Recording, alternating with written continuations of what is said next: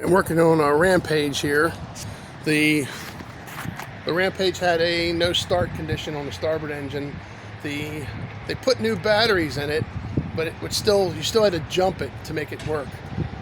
So I replaced that battery, but I traced down some wiring issues and repaired those. So we're gonna jump on board and see if it'll fire right up. Let's just see if we get lucky. So hopefully I don't hurt myself trying to get on board while filming, but we're gonna come in here, and the starboard engine was the problem, so we're gonna start with that one.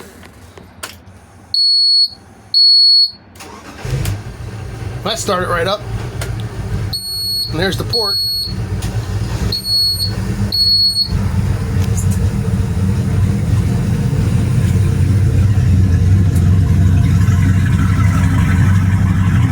That sounds good.